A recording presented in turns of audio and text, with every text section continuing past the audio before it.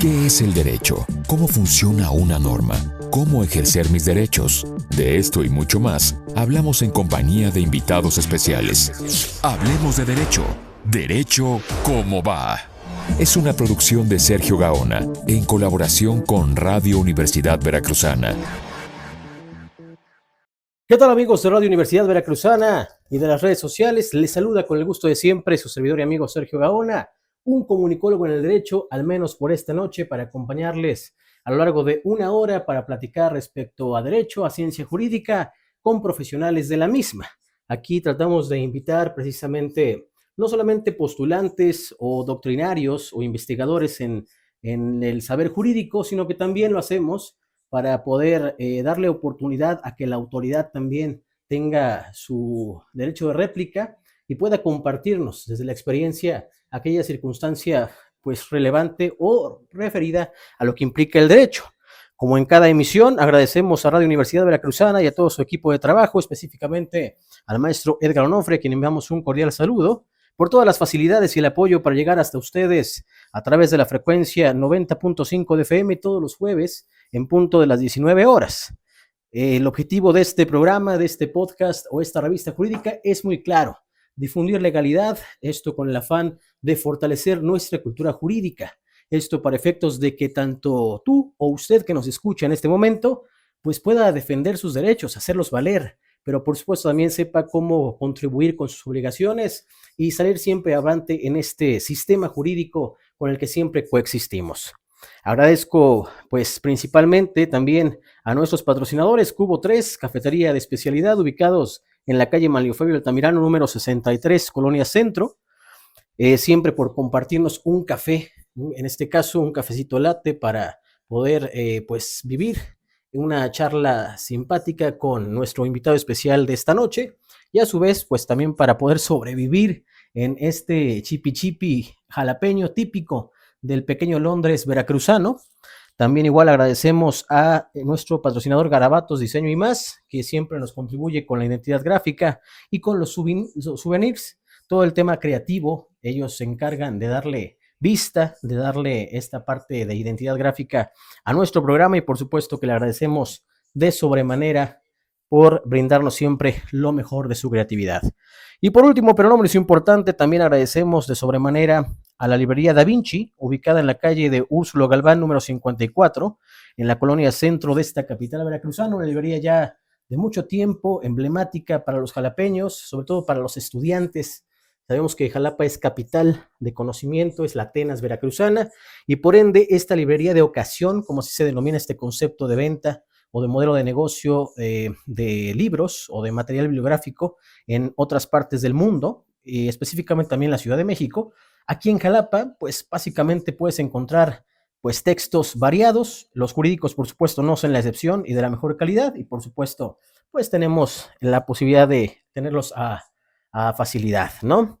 Les compartimos nuestras redes sociales. Usted puede escribirnos a través de nuestro perfil de Instagram, Derecho Como Va, así como también puede escribirle a un servidor y amigo a través de nuestro perfil de Facebook, Sergio Gaona o Gaona91. Estoy ahí para servirles y por supuesto estaré contestando sus mensajes, sus inquietudes referentes a lo que implica, por supuesto, pues todo el quehacer de este programa que hacemos con mucho cariño para todos ustedes, y que por supuesto lo hacemos con esta intención muy limpia, una cuestión muy honorable que tiene que ver precisamente con lo que les compartimos: dar a conocer conceptos, dar a conocer materias legales, compartirles precisamente un diálogo accesible en un lenguaje o un léxico coloquial que pueda aterrizar todas las dudas y que precisamente a ustedes pues les permita tener un mejor conocimiento respecto a lo que es el derecho a grosso modo.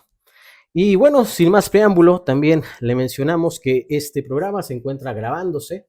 Usted podrá escucharlo, o más bien reescucharlo, a través del canal de Spotify de Radio Universidad Veracruzana, así como también en los canales oficiales propios de esta revista jurídica, Spotify y YouTube. Ahí también podrá encontrarnos como Derecho Como Va, y por supuesto que ya podrá disfrutar al menos de las 5 emisiones pasadas, 5 capítulos donde hemos hablado de derecho en sentido amplio, pero también hemos tenido la oportunidad pues también de compartirles todo lo referente a lo que es el derecho privado. Hemos venido hablando con especialistas relevantes en su materia sobre sucesiones, sobre bienes y derechos reales, referente también igual a otros tópicos de interés muy importante como los derechos humanos. Estuvo aquí con nosotros el maestro Hugo Castillo, a quien enviamos un cordial saludo, el maestro David Quitano, recientemente la maestra Coxca Guarneros también, quien le agradecemos de sobremanera todas las facilidades que nos brindó para poder acompañarnos en este espacio, cuya finalidad, como bien le compartimos, es compartir y hablar de derecho. Y en esta ocasión no será la excepción, porque precisamente también en este tenor del derecho privado, previo a abordar lo que implica el derecho civil en los contratos y, por supuesto, para finalizar el tema mercantil, pues hoy nos dimos la oportunidad de hablar respecto a lo que implica el derecho civil. Esto principalmente abocado al concepto o al apartado de personas. Para ello, por supuesto, ya estamos a nada, pues, de estar recibiendo a nuestro invitado en la cabina de Radio Universidad Veracruzana. Él es el licenciado Josué Beristain Cruz, es magistrado presidente del Segundo Tribunal Colegiado en Materia Civil del Séptimo Circuito del Estado de Veracruz, que dentro de las credenciales que ostenta como jurídico, él es pues un licenciado en Derecho con una amplia y ascendente trayectoria en el Poder Judicial de la Federación. Él ha ocupado cargos muy importantes en lo que implica la materia judicial y tiene que ver precisamente con el haber sido oficial administrativo en el Segundo Tribunal Colegiado en materia civil del Séptimo Circuito, así como también secretario en el Juzgado de Quinto Distrito en el Estado de Veracruz, más adelante en el Juzgado Cuarto de esta misma entidad federativa, secretario técnico en el Instituto de la Judicatura Federal, secretario de Estudio y Cuenta en el Segundo Tribunal Colegiado en materia civil del Séptimo Circuito, y en el ámbito académico no se ha quedado atrás nuestro estimado magistrado, porque también se ha desempeñado magníficamente como secretario técnico y coordinador académico en la Escuela Federal de Formación Judicial, director general encargado del despacho por la misma institución, y pues tenemos la distinción en este momento de que nos acompañe aquí en la cabina de Radio Universidad Veracruzana, nada más y nada menos que el licenciado Josué Beristain Cruz, magistrado presidente del Segundo Tribunal Colegiado en Materia Civil, para platicarnos sobre derecho civil, particularmente de las personas. Estimado magistrado, bienvenido a su casa, Radio Universidad Veracruzana. Qué agrado tenerlo en esta cabina y sobre todo, pues, teniendo la oportunidad de dirigirse al auditorio veracruzano, principalmente a las y los estudiantes de esta entidad federativa. Muchísimas gracias por la invitación y muchísimas gracias a todas las personas que hacen favor de escucharnos, a los y a las estudiantes. La verdad que para mí es un privilegio, un honor tener este espacio y poder platicar, tener una charla e intercambiar ideas con todos y todas. Para nosotros es aún más el distingo, porque sabemos de su trayectoria. Es una persona joven, pero con una trayectoria, un trecho recorrido durante mucho tiempo en la cuestión judicial. Y esto habla muy bien, ¿no? Respecto a las personas que se encargan de hacer valer la justicia, no solamente en el estado de Veracruz, sino en todo México, porque precisamente buscamos personas preparadas que conozcan de legalidad y que puedan también tener esta flexibilidad, esta cercanía. Y permítame compartirles a los que nos escuchan, y es que hace algunas semanas Sergio Castellanos, un gran amigo, a quien saludo cordialmente, él se acercó con nosotros, nos comentó de la inquietud del magistrado respecto a querer tener pues este espacio también. Por supuesto que le dimos la invitación, le dimos el espacio completamente, porque lo que queremos es tener este tipo de perfiles que puedan platicar en primera instancia qué es lo que hacen en la parte práctica, qué es lo que hacen por y para las personas, y en segunda, que nos platiquen un poquito de su conocimiento, que lo compartan para que la gente pueda saber cómo hacer valer sus derechos, cómo pues no quedar ahí pues, en el anonimato, o que no puedan positivizar las cuestiones que les acontecen. La verdad que es muy importante, un gran saludo a Sergio, que es un gran amigo y una persona también muy interesada y ocupada por difundir a través de, diría, otras alternativas, otras formas, la cultura jurídica, eh, con el objetivo principal, como lo decías, de que todas las personas sepamos que hay un sistema de justicia que tiene la finalidad de materializar nuestros derechos, los derechos de todas las personas, y esto para contribuir a que logremos nuestros proyectos de vida. Luego es un poco, la verdad, complejo entender nuestro sistema jurídico.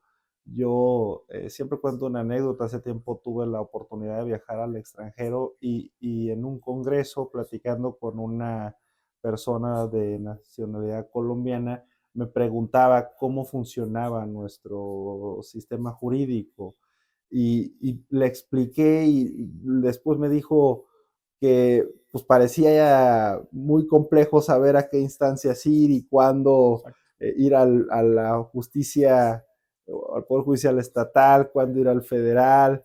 Y la verdad que tiene razón, o sea, es complejo, pero bueno, estamos acá con la mejor intención de poder explicarlo en términos lo más prácticos posibles y que logre el objetivo de saber que ahí está un sistema de justicia donde tocar la puerta, dependiendo las problemáticas que se nos vayan presentando en la vida.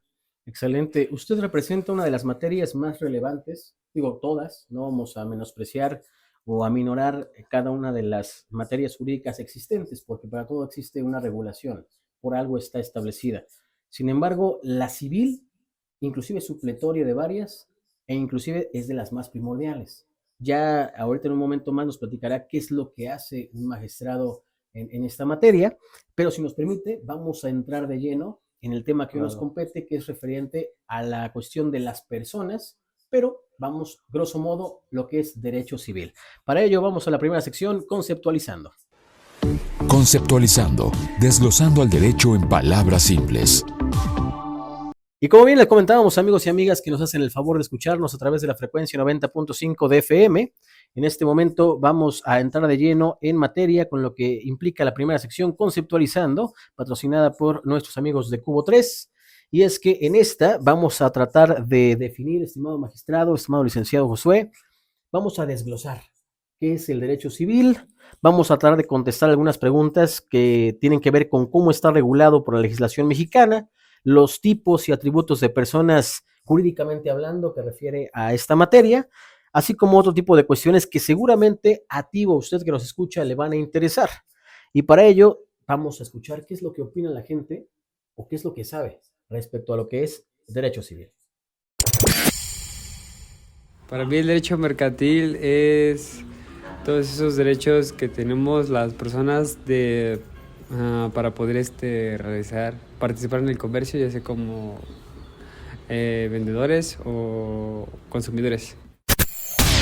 Para mí el derecho mercantil es todos esos derechos que tenemos las personas para poder participar en el comercio, ya sea como vendedores o consumidores. El derecho mercantil es, como lo dices, un derecho que tienen todos los que exportan e importan y compran los productos para poder tener una mejor accesibilidad a todos ellos y se exporten con una menor arancel o algo así. Creo que el derecho mercantil es lo que te protege dentro del mercado, las normas que protegen al consumidor y a los vendedores. Yo considero que el derecho mercantil es todo lo que te protege, ¿no? Como los derechos, ¿no? Todo, de que tienes esto y es esto, por tales cosas conllevan tales cosas, ¿no? Bueno, quiero entender yo. Y bueno, como bien acabamos de escuchar, ahí está la opinión por parte de la gente, jóvenes en su mayoría, que creen saber qué es el derecho civil o en qué lo están conceptualizando.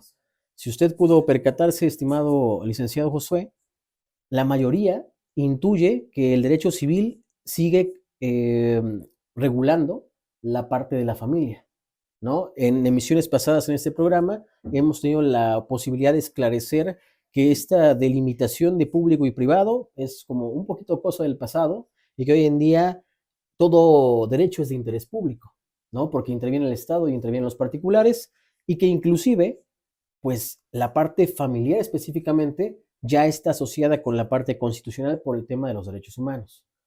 En ese sentido, ¿Usted qué opina? ¿Se esperaba este tipo de respuestas, este tipo de consideraciones por parte de jóvenes del estado de Veracruz, jalapeños en su mayoría, definiendo qué es el derecho civil? Sí, mira, la verdad que sí, porque tal como lo decías hace unos momentos, el derecho civil es una materia que por muchos años fue la base de la regulación de las que ahora son materias independientes, por decirlo de alguna manera. Un ejemplo muy paradigmático es el derecho laboral. Durante muchos años, el derecho laboral estuvo inmiscuido en el derecho civil. Es decir, todas las relaciones de trabajo estaban reguladas por el derecho civil, hasta que la evolución social empezó a hacer notar pues, que se trataba de cosas distintas, que estaba muy puntualizado la protección reforzada a los derechos de las personas trabajadoras y que tenía que verse con otra dinámica. Eso parece que quedó muy atrás y seguramente ahorita que lo comento, muchas personas les ocasionará como, pues qué extraño, ¿no? Que el derecho civil regulaba las relaciones laborales. Y así el derecho civil como base ha ido manteniendo sí una regulación general, pero las distintas materias que antes estaban completamente cubiertas por esta rama, han ido separándose para especializarse porque atienden a otra lógica, atienden a otras dinámicas sociales y por ende a otra regulación. En específico el derecho de familia. A mí me parece que hoy hay una clara casi división, aún todavía por matizarse más, Ok. entre el derecho civil y el derecho familiar. Podríamos poner un ejemplo. En el derecho civil suele decirse que el principio dispositivo, esto es, las partes que van a un proceso jurisdiccional disponen de su derecho, limitan lo que puede o lo que no puede hacer el juez o la jueza. Y suele decirse, bueno, a ver, si no lo pediste tú, la jueza o el juez no pueden de oficio decir que se tiene que analizar tal situación. ¿Por qué? Porque estamos partiendo de la base en la que ambas personas que vienen a este conflicto de derecho civil, pensemos un arrendamiento, en términos generales están en condiciones de igualdad y entonces no hay por qué suplir o buscar a nivelar una desigualdad porque no existe, ¿no? Esto por parte de los órganos jurisdiccionales. Pero en materia familiar el derecho entiende que no puede ser un espectador el órgano jurisdiccional porque las relaciones familiares suelen tener en ocasiones asimetrías de poder. Por ejemplo, pues claramente niños, niñas y adolescentes por su minoría de edad, como personas sujetas de derecho, peleando por tener un lugar en la toma de la decisión, o las mujeres en contexto de vulnerabilidad o en términos generales. Entonces, ahí lo que ha ido diciendo la doctrina, tanto jurisdiccional como académica, es en el derecho familiar ese principio dispositivo no opera. Y más bien estamos hablando de un entendimiento de un principio inquisitivo en el cual, entendido en la actualidad, no haciendo referencia como antes se entendía en materia penal el principio inquisitivo, pero la idea es, si el órgano jurisdiccional, la jueza o el juez advierten que algo no dijo una de las partes, lo puede hacer. Por ejemplo, si ya está la separación de la familia y la mamá se queda con la guarda y custodia provisional en lo que se decide con quién se queda el niño o la niña, y nadie alega un régimen de visita, entonces el juez o la jueza tiene que decirlo de oficio. Oye, hay que establecer un régimen de visita con el papá que no va a ver al niño porque no tiene la guarda y custodia, al margen que no lo aleguen. ¿Por qué? Porque es un derecho del niño y el niño o la niña tienen una protección reforzada que hace entonces que el Estado, a través de sus jueces y sus juezas, les proteja, independientemente de que las partes lo digan o no. Así que se va separando, ¿no? Pero algo muy importante que también señalabas, a mí me parece que esta diferencia entre el derecho meramente privado y el derecho administrativo sigue estando, solo que a partir de la constitucionalización de muchos derechos, a partir de la reforma de 2011, tenemos que tener presente que los derechos humanos permean completamente el sistema jurídico, no solo desde lo vertical, es decir, no solo entre autoridades y personas, sino también entre las propias personas. Y esta dimensión horizontal que se le llama a los derechos humanos, pues hace que en general siempre el Estado vele, cumpla las obligaciones en derechos humanos, independientemente de la materia que sea. Y un ejemplo paradigmático es en materia mercantil. Por ejemplo, en materia mercantil durante muchos años se dijo a lo pactado, pactado. Y entonces tú podías ir, tener un crédito o te hacían firmar un título de crédito, un pagaré, y tú aceptabas un interés de, vamos a pensarlo, el 20% mensual. Estoy a lo mejor exagerando, pero hubo muchos casos así. Usura. Entonces, entonces cuando tú ibas y reclamabas, te decían, oye, pero tú lo pactaste, ¿no? Sí. No, pues sí, yo lo pacté. Pues entonces no lo puedo echar para atrás. O sea, lo pactado.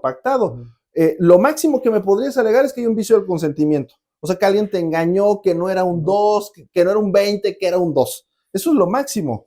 Pero luego la Corte da un cambio paradigmático en una materia que se decía, o sea, es lo pactado, porque aparte se busca que prevalezcan los pactos de voluntad, los acuerdos para hacer ágiles las interacciones mercantiles, ¿no?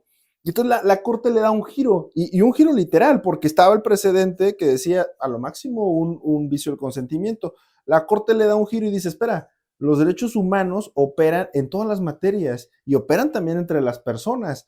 Lo que está detrás de ese 20% que tú pactaste, entre comillas, libremente, puede ser una afectación al derecho de propiedad derivada de la explotación de una persona por otra, conceptualizada como usura, aprovechándote de una situación de vulnerabilidad y de ciertos elementos, estás enriqueciéndote, pero voy a decirlo, a costa de una pobreza de la otra persona.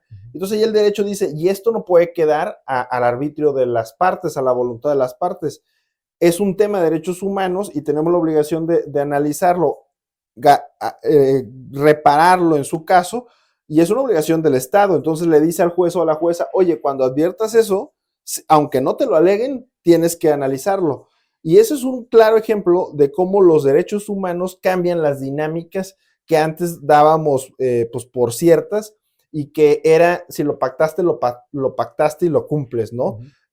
Claro, desde el enfoque siempre de protección a los derechos humanos. Claro, con esta aparición del famoso principio pro persona, ¿no? A raíz de esta reforma del 2011, donde existe este bloque de constitucionalidad y donde todas las autoridades tienen que juzgar precisamente con esta acepción de derechos humanos, ¿no? Pero me gusta, estimado licenciado Josué, magistrado, presidente, que aborde la cuestión de persona, ¿no? O la parte de nacionalidad, porque justamente son de los atributos que tienen las personas, ¿no? En el ámbito jurídico. De hecho, si nos permiten, vamos a compartir al menos 3 definiciones que son propias del derecho civil. El primero de ellos es de Galindo Garfias. Él dice que es la rama del derecho privado que se constituye por el conjunto de normas que se refieren a las personas humanas, así la define como tal, como sujetos de derecho y que comprenden los derechos de la personalidad, estado y capacidad, los derechos patrimoniales, esto contemplando obligaciones y contratos, así como también la sucesión y la herencia. Posteriormente también tenemos otro autor referente de esta materia, es el caso de Clemente de Diego, y él dice que es el conjunto de normas regulatorias de las relaciones ordinarias y más generales de la vida, en las que el hombre manifiesta como sujeto de derecho un patrimonio o como es miembro de una familia, ¿no? Ahí todavía estaba esta percepción de la parte familiar.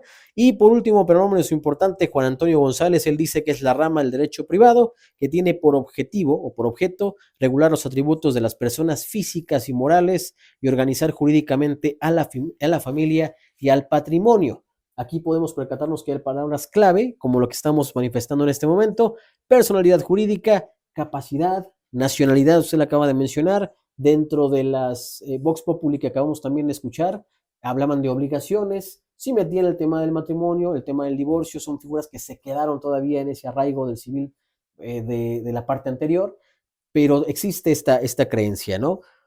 Repasando, estimado magistrado, algunas figuras simbólicas de este apartado del primer libro del Código Civil, Persona, ¿cuáles serían las más relevantes? Aquí podremos hacer mención de unas: persona física, ¿no? Y la persona moral. ¿Qué tan importante es que el auditorio que nos escucha en este momento entienda qué es una, cuál es otra y la distinción de ambas? Claro, bueno, a ver, la persona física somos todos y todas como tal. Y la persona moral es lo que se suele llamar una construcción jurídica a través de la cual un grupo de personas se constituye en un tipo de sociedad o de asociación reconocida por la legislación, pensemos una AC, para lograr cierto objetivo. Y claro, se le dota de una personalidad propia a la persona moral a efecto de que las obligaciones, aunque al final recaen, por supuesto, en alguien físicamente, no estén a nombre de Josué, ¿no? Sino a nombre de la sociedad correspondiente. Y ahí ha habido después toda una serie pues, de desarrollos en los tipos de persona, moral, conectándolo otra vez con el tema de los derechos humanos, ¿no? Por mucho tiempo, las personas morales que tenían ciertos objetivos, pensemos en alguna persona moral que se constituye para garantizar la educación. Pues si querían ir al amparo contra alguna norma en general, pues muchas veces se le decía, oye, pues, pero te está afectando a ti. No, no me está afectando, entonces no puedo ir al amparo, ¿no?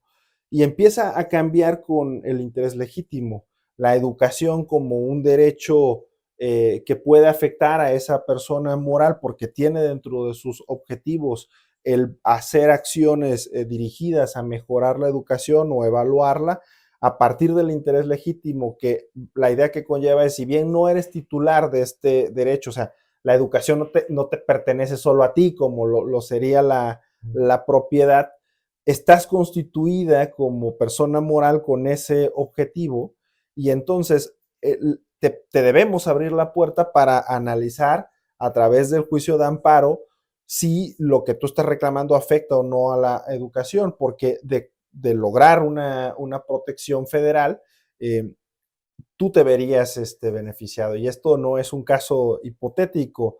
Uno de los primeros casos de una persona moral ejerciendo un interés legítimo es justo de la educación. Ya tiene un tiempo este amparo en revisión y fue contra el presupuesto que se le dio hace muchos años a la Secretaría de Educación Pública. Y en aquel momento lo que se decía es que si le concedemos el amparo a esta asociación, pues el amparo no se puede limitar solo a ella, se limitaría, o sea, se ampliaría a muchas personas y eso no puede ser. Pero con la apertura del interés legítimo se dijo, no, pues claro que puede ser, o sea, quien se le protege es a esta persona moral que vino. Si a consecuencia de ello, pues otras personas son beneficiadas, pues qué bien, ¿no? Sí. O sea, Fueron pioneros. pues sí, no pasa nada. Y ese amparo se da justo por una persona moral con este objeto y lo que hace es pedir una revisión de cómo se estaba distribuyendo el presupuesto para la educación. Y a partir de ahí ha habido sin número de asuntos sumamente relevantes, el llamado litigio estratégico que ha hecho cambios súper trascendentes para todos y para todas. Muy gentil por este aporte jurisprudencial, esta parte que enmarca, ¿no?, estos criterios que van generando que haya cambios significativos en el paradigma jurídico. Ahí implícitamente también menciona otro atributo de la personalidad que tiene que ver con la capacidad. Podría describirnos tanto lo que implica la parte del goce, pero sobre todo ahorita la parte del ejercicio, ¿no? Fíjate que, o sea, me gustaría justo comentarle al auditorio cómo todo tiene una base y un fundamento en los derechos humanos. Y creo que el tema de la capacidad es pues es otro punto paradigmático acá. durante muchos años a los niños, niñas y adolescentes por su minoría de edad se decían, pues tiene capacidad de goce, pero no tiene capacidad de ejercicio. ¿Qué conllevaba esto en la práctica? Que si un niño o una niña pues quería ejercer por sí misma una acción, por ejemplo, para decir no quiero vivir con mi papá, sino con mi mamá o viceversa, no lo podía hacer, porque tenía que actuar a través de un representante. ¿Por qué razón? Porque el Estado lo que decía es, bueno, ante su minoría de edad no puede ejercer sus derechos, o sea, no puede hacerlo por sí misma, pues debido a esa inmadurez propia de la minoría de edad. Así que tiene que haber una persona que lo ejerza por ella. La doctrina, reitero, jurisprudencial, cuando me refiero a jurisprudencial, hablo de los avances a través de golpe de sentencias, como se suele decir coloquialmente, okay. Y la academia también empiezan a hacer una reflexión sobre esto y empiezan a cambiar, claro, a través pues de corrientes de derechos humanos internacionales, como la Convención sobre los Derechos de la Niñez, el Comité de los Derechos de la Niñez, y empiezan a decir, no, espera, los niños, niñas y adolescentes también son personas sujetas de derecho. ¿Qué quiere decir? Que pueden ejercerlos por sí mismos y por sí mismas, independientemente de que alguien pueda también hacerlos en su representación. Y empieza a haber todo un desarrollo y como tal, pues también cosas que afinar, porque se empieza a decir, bueno, ¿y qué? ¿Un niño de 4 años va a poder empezar un juicio? ¿O un niño de 8 años puede fácilmente decir cosas que se han dado, que quiere una reasignación sexogenérica?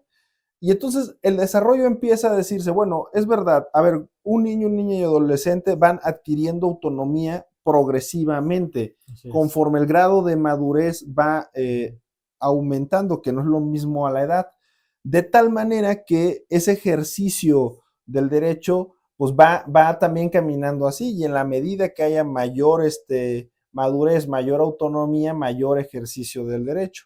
Pero el Estado también observa y dice, bueno, el hecho que en algún punto se requiera a alguien, y si no quiere hacerlo el representante legal, que suele ser el papá o la mamá o quien tenga la tutoría, no lo vamos a limitar, que vaya y que ejerza sus derechos a través de acciones, y lo que vamos a hacer es nombrarle a algún representante especial a través de figuras como el DIF, como las defensorías públicas. Okay. Y ahí hay un cambio, digo, paradigmático en el concepto de capacidad, porque una persona con minoría de edad claramente tiene capacidad de ejercicio, solo que es progresiva y se refleja en muchos aspectos, no solamente en el ejercicio directo de acciones, sino en el derecho primordial a opinar sobre pues algo que te afecta. Que ahora, si en un juicio, pensemos, donde se está decidiendo con quién va a vivir, otra vez el ejemplo de niño o niña, no se le pide su opinión, pues claramente hay una infracción y muchas veces se provoca que se regrese, se empiece otra vez el proceso para pedir la opinión. Eso por el lado de la niñez. Pero otro ejemplo paradigmático es de las personas en contexto con discapacidad. Porque durante años las personas en contexto de discapacidad fueron objeto del llamado juicio de interdicción. Y esto lo que hacía era una sustitución de la capacidad. O sea, aquí hablamos de personas mayores de edad, por supuesto también hay menores, pero mayores de edad, en las que lamentablemente, sin particularizar, se solía decir, bueno, es una persona en contexto de discapacidad. Incluso antes se decía incapaz, y eso estaba mal, y lo era porque se atendía a un modelo médico rehabilitador, en el cual la incapacidad tenía que repararse. Luego cambia a un modelo social y a un modelo de derechos humanos. ¿Y qué es lo que esto conlleva? Que una limitante física no genera per se una discapacidad. La discapacidad genera cuando esa limitante choca contra una barrera social, y entonces no puedes acceder a los derechos en igualdad de condiciones, pero no por la limitante, sino por la barrera social. Yo siempre pongo un ejemplo que escuché en un curso. La mayor parte de las personas, veo ahí tus lentes, pues con el Sí, paso del tiempo tenemos problemas de la vista. También hay que decirlo, dentro del contexto del concepto de discapacidad puede ser adquirirse. Si la sociedad, si la tecnología no hubiera avanzado para tener lentes, bueno, pues todas las personas que tenemos algún tipo de afectación en mayor o menor medida, terminaríamos teniendo una discapacidad. Y el punto es que lo que hacía el anterior modelo es decir, bueno, a ver, como tiene una discapacidad, pues no podemos asegurarnos que vaya a tomar las mejores decisiones. Así que juicio de interdicción y sustituimos su voluntad. Y ya no puede hacer nada, incluso si tiene bienes, tiene que venir la persona tutora para poder decir qué van a hacer con esos bienes. Y esto cambia con el modelo social y el modelo de derechos humanos, y lo que dice es, no, en todo caso es un sistema de apoyos, pero la voluntad y la capacidad de ejercicio siguen estando. Y es un sistema de apoyo solo porque sí, el contexto de discapacidad conlleva la necesidad de tener un apoyo proporcional y que nunca sustituya la voluntad, sino más bien la encauce para poder hacerla valer, pues se le proporcionará el apoyo. Pero todo tiene que llevar siempre al objetivo de que se respete el ejercicio de los derechos de la persona con discapacidad. Y fíjate, nada más para concluir, al grado tal que en un asunto paradigmático la Suprema Corte dijo algo que me pareció muy atinado. Dijo, miren, no se trata de compartir la decisión de una persona con discapacidad, sino de respetarla. Porque en ese asunto, si no mal recuerdo, una persona en contexto de discapacidad dona sus bienes. Y entonces la parte de la familia dice, no, ese ejercicio estuvo mal porque él, como es una persona con discapacidad, no sabe qué hacer con sus bienes, no sabe cómo disponer de ellos. Intentan anular esa donación. Y entonces lo que se dice es, no, espera, el ejercicio del derecho de la capacidad y con ello disponer de tus bienes conlleva la libertad de hacerlo como quieras. Puede que tú, puede que yo no esté de acuerdo con esa decisión. Pues sí, porque a lo mejor haríamos otra cosa, pero justo lo hacemos porque tenemos capacidad de ejercicio. Bueno, respetemos la capacidad de ejercicio de la persona en contexto de discapacidad. Así que es un atributo muy interesante. Lo digo desde la evolución de lo que es la capacidad de ejercicio. sí, justamente dio el clavo con la parte de que la figura de interdicción ya está siendo precisamente catalogada como vulneratoria de derechos humanos, Pues ¿no? es inconstitucional Claro, ya ¿no? completamente. Ya en la parte civil ya no es muy bien visto que se utilice, ¿no? Que todavía me ha tocado, ¿no? Escuchar algunos, sobre todo penalistas, ¿no? Que de repente sí dicen, bueno, hay que llevar la cuestión a un juicio de interdicción, cuestiones de estilo, ¿no? Digo, como todo habrá opiniones, pero ciertamente dio la clave, ¿no? Es inconstitucional. Grosso modo, nada más por mencionar y complementar este ejercicio de conocimiento, estimado licenciado, agradeciendo de antemano el tiempo y el leccionamiento que nos está brindando ahorita con buenos apuntes en esta cuestión que usted se dedica a hacer. Otro de los atributos sería el domicilio, la nacionalidad, y pues por ahí también se menciona que otro atributo o característica puede ser la ausencia, ¿no? Cuando desconocemos, ahora sí, dispensen el coloquialismo, ¿qué onda con la persona? Ya nunca se reportó, no se sabe de ella, y entonces como tal se podría decir que o ha fallecido o se encuentra en esa cuestión de ausencia por no tener una representación, ¿no? Sí, mira, hablando de la nacionalidad, del domicilio, yo también creo que son atributos que tienen que entenderse desde otra dimensión, ¿no? Desde otra lógica. Claramente, el artículo primero de nuestra Constitución prohíbe toda clase de discriminación por nacionalidad. Y acá también habrá que ser muy precisos, o sea, que no toda distinción es una discriminación. Justo en materia penal, por ejemplo, la protección consular es algo sumamente fundamental para hacer valer el derecho a la nacionalidad y con ello o de la mano una debida defensa. Fíjate, en materia civil, ese tipo de protección no se ha explorado tanto. No ha habido asuntos o son los menos donde, por ejemplo, una persona extranjera contrate acá bajo a lo mejor un entendimiento no correcto de la legislación y las obligaciones que eso lleva, y si eso conllevaría que el consulado que esta asistencia pues pudiera operar en materia civil y con qué estándar, si atenuado, con la misma intensidad, ¿no?, que el derecho penal. Pero es de estas cosas que tenemos que seguir reflexionando. En el aspecto del domicilio. Bueno, siempre habíamos concebido el domicilio físico, pero ahora podemos establecer domicilios electrónicos que, por ejemplo, en materia procesal nos ayudan mucho a hacer más ágiles las cosas. Ahora que tengo el honor de servir en la presidencia del tribunal, pues intentamos que todas las partes, es decir, las partes quejosas, la tercera, todos quienes van al tribunal, nos ayuden solicitando un usuario del juicio de amparo en línea. Y ese usuario lo tenemos como el análogo a su domicilio, y entonces ahí le notificamos todas las determinaciones.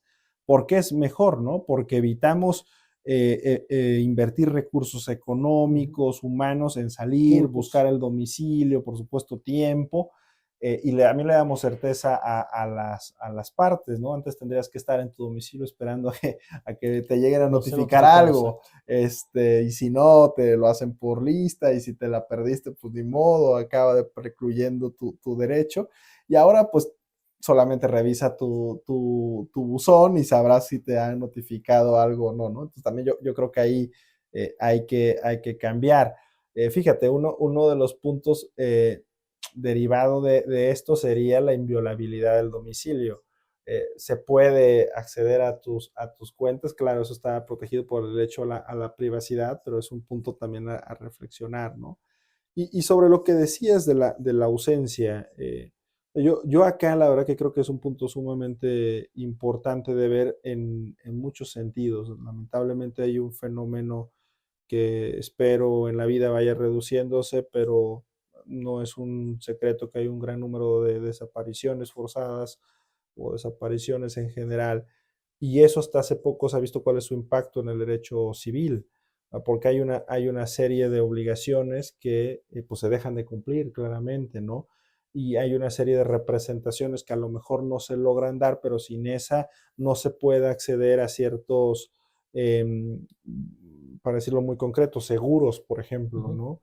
Eso ha ido evolucionando y ante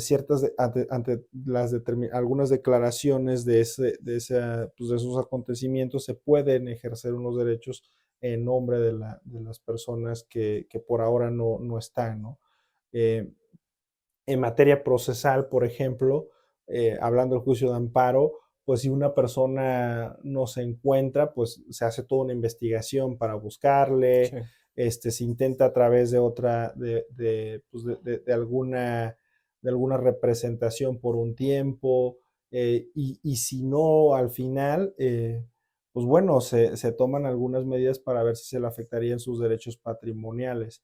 Es un tema álgido y también en el cual hay que seguir evolucionando desde la materia civil, porque desafortunadamente es una tragedia que sigue estando actualmente y en la cual todas las materias, no solo penal, administrativo, pues tienen que ajustarse y ser sensibles a ello, ¿no?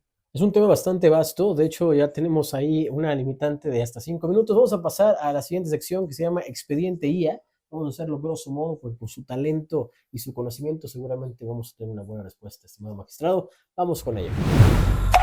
Analizando un asunto de la ficción digital.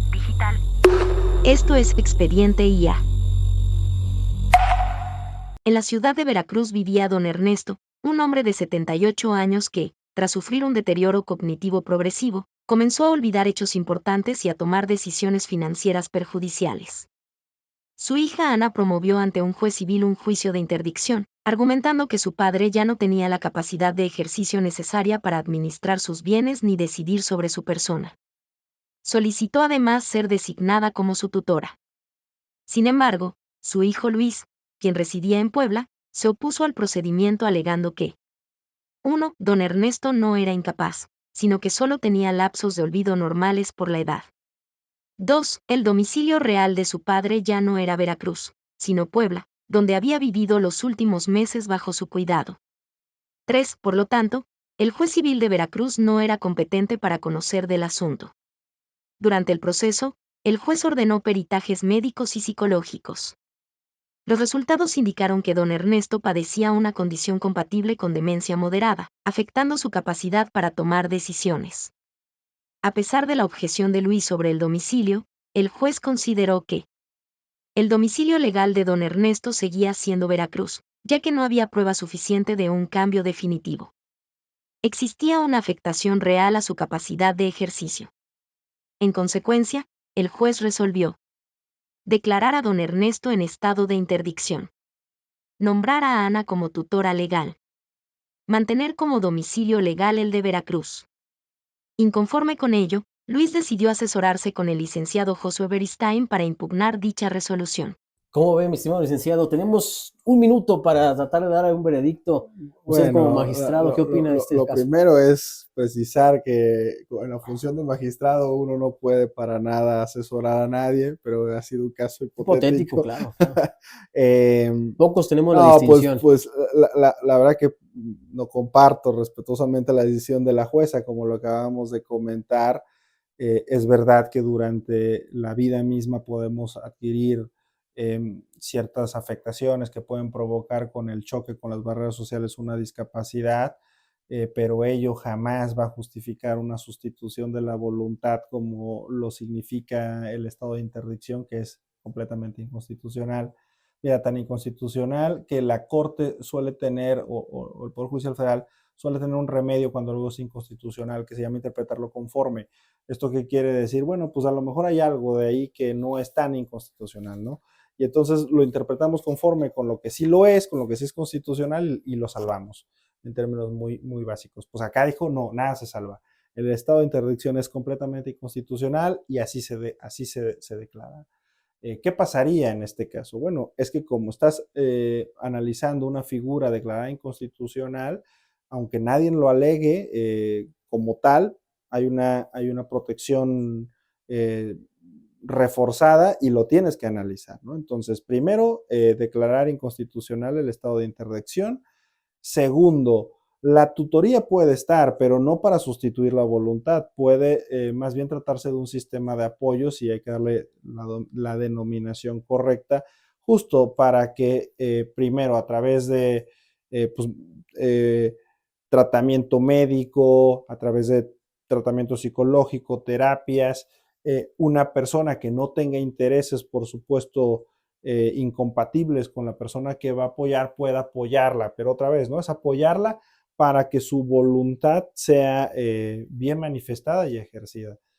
Tercero, en ese aspecto, por lo que decíamos hace rato, no se trata de si estoy de acuerdo o no con la decisión de una persona en contexto de discapacidad, se trata de respetar y en todo caso apoyar a que se dé de la mejor manera la expresión de esa voluntad. Pero jamás a decir, como no estoy de acuerdo cómo eliges sobre tus derechos, entonces voy a pedir que yo sea quien decida, ¿no? Y en un aspecto más procesal, las normas procesales, aunque dotan de seguridad al sistema y por ende suelen ser un poco más rígidas, porque pensemos en el aspecto de la competencia. Lo que pasa es que si cada quien dijera, yo quiero que el juicio esté en mi casa, pues va a ser un relajo, ¿no? Porque entonces, ¿y cuál es tu casa? Lo que decíamos hace rato, el domicilio, ¿no? Claro. Por eso las normas competenciales tienen algunos criterios muy, muy estables, pero también son sensibles, por decirlo de alguna manera, y en el tema de la competencia, cuando está o se sabe que la persona en contexto de discapacidad no está ya en el domicilio, sino está en otro, la competencia del órgano jurisdiccional debe atender a ese domicilio para evitar traslados y evitar entonces algún tipo de riesgo. En materia de infancia está mucho más elaborada este criterio del jurisprudencial, donde si afecta, de inicio se respetan las reglas competenciales, pero pensemos que un niño vive a 2 horas del juzgado y allá donde vive hay un juzgado también, ¿no? Uh-huh. Bueno, pues hacerlo viajar 2 horas implicaría afectación a su educación diaria, así que la competencia se va allá y quien tiene que viajar pues es la persona adulta, ¿no? Así que bueno, pues... La indivisibilidad de los derechos humanos. Así es la indivisibilidad, la interdependencia, dos características o principios que regulan a los derechos humanos, ¿no? Pero en definitiva, no comparto la decisión de esto. Estimado magistrado, pues de antemano agradecerle mucho su tiempo. Se nos acabó el tiempo en radio, en frecuencia modulada, pero seguimos aquí grabando para nuestras amigas y amigos de las plataformas digitales. Y la verdad es que ha sido de sobremanera agradable pues saludarle, compartir Gracias. respecto a su experiencia y su bagaje en este pues aspecto judicial de impartición, ¿no? La verdad es que se tienen muchas dudas con respecto al tema pues de la elección en el Poder Judicial, precisamente por la duda que establece el hecho de que la gente no tuviera una carrera judicial. Sin embargo, yo creo que aquí está la muestra, ¿no?, de que hay gente competente, que tiene conocimiento jurídico, que tiene también igual un profesionalismo y un amor por impartir justicia, que es el fin último que persigue el derecho. Y la verdad es que meramente para concluir, agradeciéndole de antemano, pues vamos a recomendar algunos libros en nuestra sección que se denomina Letras Vivas. Las Letras Vivas, compartiendo doctrina jurídica. Hablamos sobre la introducción al derecho de las personas, ¿no?, y la familia, todavía con la maestra Miriam Elsa Contreras López, es la colección de Derecho y Educación de esta Casa de Estudios Universidad Veracruzana.